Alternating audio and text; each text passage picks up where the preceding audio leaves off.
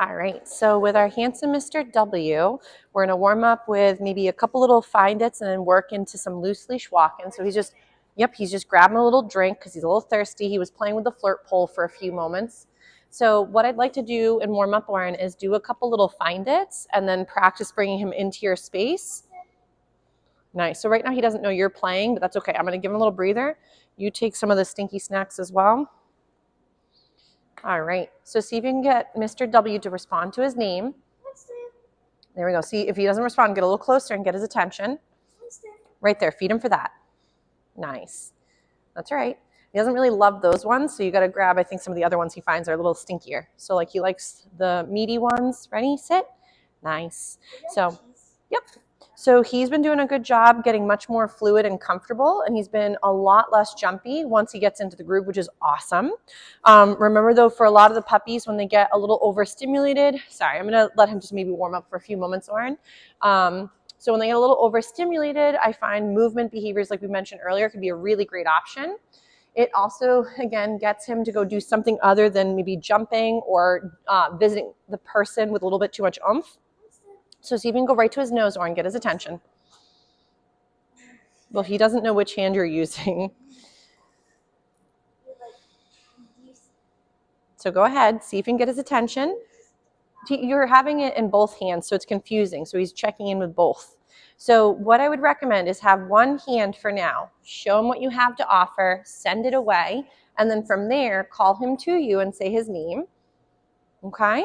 So with the benefit of these find its for Mr. W, right there, feed him for that because that was a really nice little sitting position.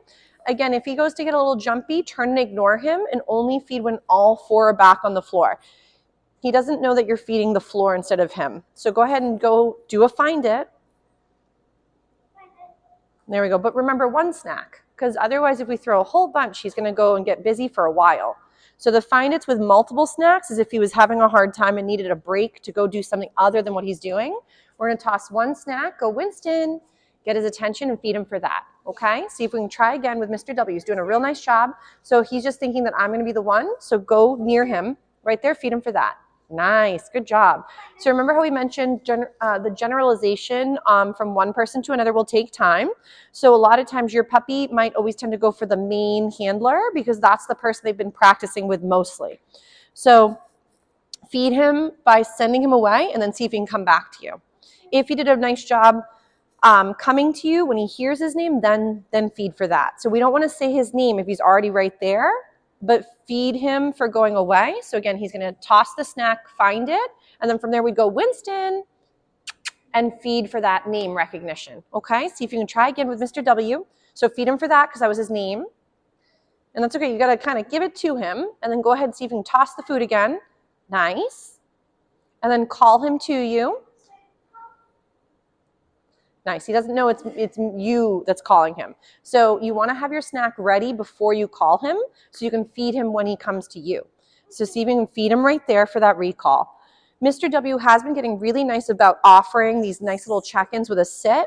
So definitely feed those moments where he does do a nice job offering a different behavior than the original, which could have been the jumping or mouthing or that over-exuberance, which sometimes he does when he gets a little anxious.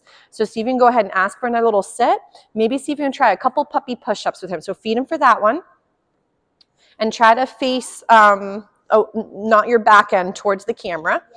So again, when we're working with these puppy push-ups, ready, Winston?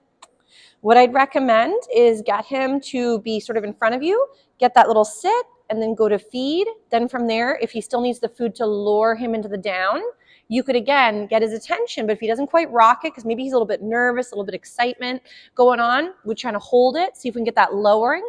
He might typically prefer the downs too on the blankets. Remember too that your puppy not being able to offer behavior is typically them saying that I'm a little bit overwhelmed. So we might get a stand, and maybe stand to sits are a little bit easier for him than the down for right now. Nice. Beautiful.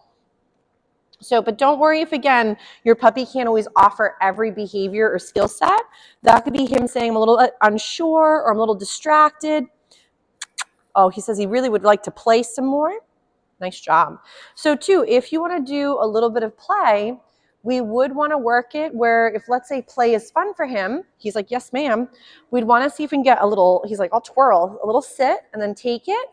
Nice. So now the toy is alive and we're playing. And then if we want him to relinquish the toy, hold on one second. If we want him to relinquish the toy, I want him to, he's such a wild beast, is I want him to practice letting go and being fed for the relinquishing. If, let's say, he gets a little excited, I want him to sit and settle for a second and then take it, and now the toy comes alive again. You can try a little bit. If he gets a little bit wild, try to keep the toy more stationary and then be able to relinquish the item with doing a find it. So obviously right now, Mr. W says this is the greatest day of his life. So to Oren, if he's really interested in the toy, you can also sometimes do 2 toys. So I'm just going to grab a second toy. So remember, for a lot of puppies, playing with toys is very exciting, but being able to let go of the original to play with another is another great option. So Oren, if he's not so interested in the food, I'd recommend to practice doing from one toy to another, so your puppy has a chance to go from one to another item. So if, let's say, he's playing with that one, you could let go for a second, let it go. And then now this new toy could then come alive and you could rotate between the 2 toys. So now this toy would be alive. You can leave that one nearby. So here, you can play with this one.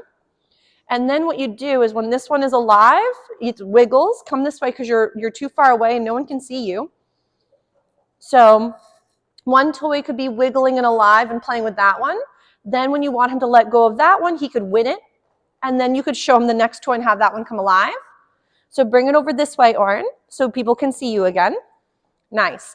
So even though Mr. W right now is not quite letting go of the original, as you're practicing these playing with one, you can then rotate between the 2.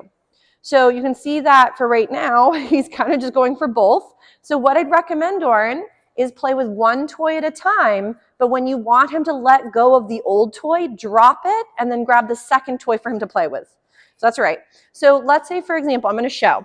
So let's say he's playing with the red toy for now. I want him to let go of the red toy. So to let go of the red toy, I want him to grab this guy that's alive and wiggling. Then we're going to play with this one for a little bit. Well, hold on. Okay, now we're playing with both at the same time. So following directions for everybody is really tricky, so don't worry. So we want to have one toy be alive for now. So that way Mr. W can play with the one toy that is wiggling. Then when I want him to be all done with this one, you could technically have him relinquish the toy with food, or you could have him relinquish the toy with an exchange of another toy. So remember, everybody's pups are different as to what they find more appealing as a let go. So we could go again, Winston, ready? He's like, this is the greatest day of his life. We might go right into a little drop it. And he's like, hold on, lady, I really like toys better. And right into a little find it to get him to relinquish the item. Then you could make the other toy come alive, and you could practice between the 2 with food as the exchange for letting go. Chewing is optional, so one second. So, Oren, can you turn the other way? Your back end is facing the camera. Oh my goodness, Winston said he can't chew and play at the same time. So, but the benefit of doing toy exchange is that having just one item makes it very tricky for letting go. So we may find as he's playing with one, you can rotate to the other, and this helps him learn that letting go is not the end of fun, but that it means we can play again, but just rotation through different items is really helpful for him. This way, letting go doesn't seem quite as difficult or the end of the game too. So right now, Mr. W is doing a great job catching his little toy, doing some nice little chase and grab and also tug. And then let's say we're going to try a little bit with our drop it. Ready, Winston? Drop. Nice. So my toy is still hanging out, but I want him to think there's value in letting go. Nice. And then we could go again. Ready, Winston? Go get it. And now the toy comes alive, and Mr. W could go and try and catch. Whoa, wild man. The little wild man can go ahead and catch that toy. Oh my goodness, he's a wild monkey. There he goes. Woo, so close. He just likes to run and jump. He's a very good agile man, as we've mentioned. Yeah, nice jumping. So maybe we'll go ahead, we'll give him a little break from some of this play, though he's doing a really great job. And remember, if littles and play is hard, so let's say, for example, the puppy starts to mouth the little one, or they start to jump on the little one, or the little one is getting also sweetly assaulted while holding the toy, I would recommend to practice this game first with adults. Get your puppy comfortable with learning what it means to grab and let go of something. So it could be your take it, your drop it, it could be give or out, and you want to make sure that you're practicing some of those skills with relinquishing the item. So we'll take a little break from that, and then we'll work a few more little skills with Mr. W, but that play was very nice.